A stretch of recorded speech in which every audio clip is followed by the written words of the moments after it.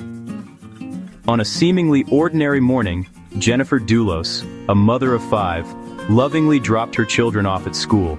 She smiled, hugged them, and watched as they disappeared into the building, just as she had done countless times before. But this time, Jennifer would not return to pick them up. As the hours ticked by, her absence became more and more alarming. In the days that followed, investigators collected over 1,200 pieces of evidence, each one a potential clue in the desperate search for her. Jennifer's friends and family describe her as a devoted mother, someone whose warmth and kindness touched everyone around her. Her life revolved around her 5 children, and she cherished every moment spent with them, from bedtime stories to weekend adventures. When Jennifer missed important appointments later that day, her loved ones immediately sensed something was terribly wrong. She was never one to simply disappear or ignore her commitments. Calls to her phone went straight to voicemail, deepening the worry and confusion among her friends and family. Soon after, her car was found abandoned on the side of a quiet road, not far from her home, a chilling sign that something was terribly amiss. The story of Jennifer Dulos became a real-life puzzle, with a human heart and a loving family at its center, each piece more haunting than the last. It's a story about a family torn apart by a bitter, high-stakes divorce, and a disappearance that seemed chillingly inevitable to those who knew the turmoil behind closed doors. Jennifer had confided in friends and authorities, telling them she was afraid of her estranged husband and worried for her safety. The search for Jennifer Dulos began immediately, spanning multiple states and involving hundreds of law enforcement officers, volunteers, and search dogs. The quiet, picturesque streets of New Canaan, Connecticut became the backdrop for a mystery that was anything but quiet, drawing national attention and concern. It was a storm gathering on the horizon, one that would forever change the lives of everyone who knew Jennifer Dulos. Before she was a name in a national news story, Jennifer Dulos was a writer, a dreamer, and a graduate of Brown University. She had a passion for storytelling and a love for literature that was evident to everyone who knew her. She grew up in a world of privilege in New York City, surrounded by the cultural and social opportunities that the city had to offer. Friends remember her as deeply compassionate, someone who cared for others with genuine warmth. She was the kind of person who would go out of her way to help a friend in need. She met Fotis Dulos at Brown University in the late 1980s. Their connection was instant, and they quickly became inseparable. In 2004, they married in a lavish ceremony that was the talk of their social circle. It seemed like a fairy tale beginning. Fotis was a successful luxury home builder, and Jennifer was the dedicated mother to their 5 children. They appeared to have it all. But appearances can be deceiving. Behind closed doors, their relationship was far from perfect. The marriage began to crumble, and in 2017, Jennifer filed for divorce. It was a difficult and painful decision. The divorce proceedings were contentious, a battleground where every detail of their lives was scrutinized. Jennifer wrote in one filing, "I am afraid of my husband." Her words were a cry for help. She documented her fears and her belief that Fotis posed a threat to her and her children. Her concern for their safety was paramount. She was fighting for a new beginning, a life free from conflict and fear. She wanted to create a safe and happy environment for her children. But as she fought for her future, she could not have known that her time was running out.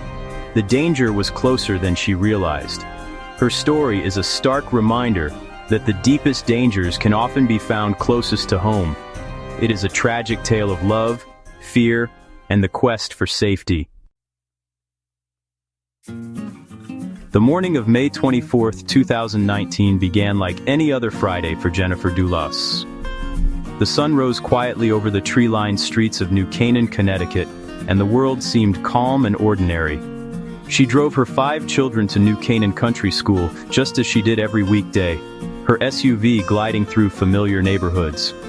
Security cameras captured her vehicle pulling up to the school, recording the last known images of Jennifer as she went about her morning routine. It was a moment of routine, a snapshot of motherhood. Jennifer watching her children head inside, unaware of what the day would bring. No one knew it would be the last time her children would see her, a goodbye that would echo in their memories. After leaving the school, Jennifer had a schedule to keep. She was known for her punctuality and her dedication to her family and commitments, but she never made it to her appointments that day. Hours passed, and her absence became more and more concerning. The first sign that something was wrong came when her friends couldn't reach her, calls went unanswered, and texts remained unread. A friend and her nanny reported her missing to the New Canaan Police Department, setting off a chain of events that would grip the community. Police believe Jennifer returned to her home on Wells Lane after dropping off her children, but what happened next remains a chilling mystery. Investigators say they believe she was the victim of a serious physical assault in her garage, a violent act that shattered the peace of the neighborhood. Bloodstains and spatter were found, evidence of a brutal encounter that left more questions than answers. Her Chevrolet Suburban was found abandoned later that night on Lapham Road, its presence raising even more suspicions. Her purse was inside, but Jennifer was nowhere to be found. The car was left as if she had simply vanished. The vehicle's location was puzzling, deepening the mystery and fueling fears for her safety. The discovery of the car marked the official start of a massive search, as police, friends, and neighbors began to look for any sign of Jennifer Dulos. When police entered Jennifer Dulos's home, they were met with an unsettling stillness. The house was quiet, too quiet. Investigators were drawn to the garage. The evidence in the garage was subtle but spoke volumes. Bloodstains and spatter suggested a violent attack. The garage had become the epicenter of a crime. Inside the home, police found signs of an attempted cleanup. This suggested a calculated act, not a random crime of passion. The attempt to clean up was a clue, a silent admission of guilt. Jennifer Dulos had returned home to what she thought was a safe space, only to be met with unimaginable violence. The evidence left behind was a testament to her final moments. The search for her was now a race against time. With Jennifer declared a missing person, one of the largest searches in Connecticut's history was launched. The initial focus was on New Canaan. Law enforcement officers, search and rescue teams, and K-9 units combed through Waveney Park. The search quickly expanded beyond New Canaan. State and federal agencies, including the FBI, joined the investigation. Police helicopters and dive teams were deployed. Despite the scale of the operation, the search for Jennifer yielded nothing. The investigation was also a digital one. Detectives collected and analyzed electronic data. They needed to piece together a timeline for Jennifer and anyone involved in her disappearance. Days turned into weeks, and the hope of finding Jennifer alive began to fade. The search for Jennifer was now a search for justice. As the search continued, a trail of digital data and surveillance footage emerged. This trail pointed to Hartford, 70 miles from New Canaan. Investigators uncovered security camera videos from May 24th.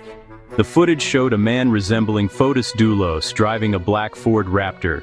He was seen stopping at multiple locations along Albany Avenue. The man placed garbage bags into trash receptacles.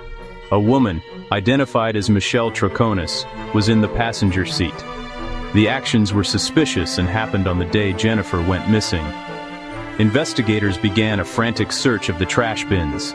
They recovered bags containing items stained with human blood. The blood matched Jennifer Dulos through DNA analysis. The items included zip ties, a poncho, gloves, and clothing. Some items had Fotis Dulos's DNA on them. The trail of clues led investigators to Jennifer's estranged husband.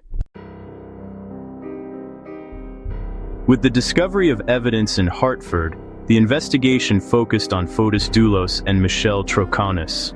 On June 1, 2019, both were arrested. They were charged with tampering with physical evidence and hindering prosecution. Fotis Dulos was known for his ambitious projects and charismatic personality. But the divorce filings painted a different picture. Jennifer had expressed a deep-seated fear for her safety. Michelle Troconis was a more enigmatic figure. She had been dating Fotis while he was still married to Jennifer. Her role in the events of May 24th came under scrutiny. A third individual, Kent Mauhini, was also implicated. He was charged with conspiracy to commit murder. The case involved a shallow, hand-dug hole found on a property Mauhini had founded. The disappearance of Jennifer Dulos sent a tremor of fear through New Canaan. This was a community known for its safety and quiet streets. The idea that such a violent crime could happen here was deeply unsettling. It shattered the illusion of safety.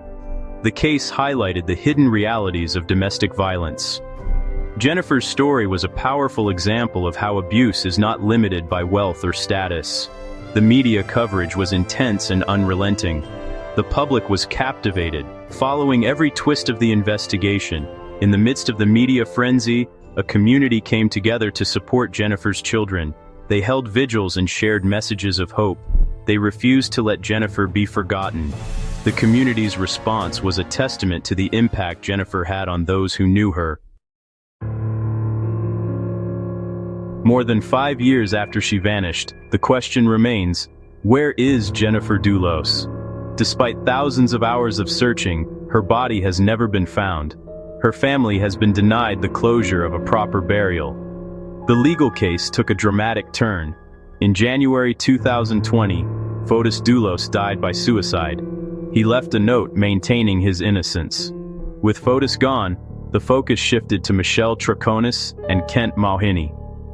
In March 2024, Michelle Troconis was found guilty. She was sentenced to 14.5 years in prison. Kent Mauhini's case is still pending. The story of Jennifer Dulos is a haunting tale. The search for truth, like the search for Jennifer, is a journey that must continue.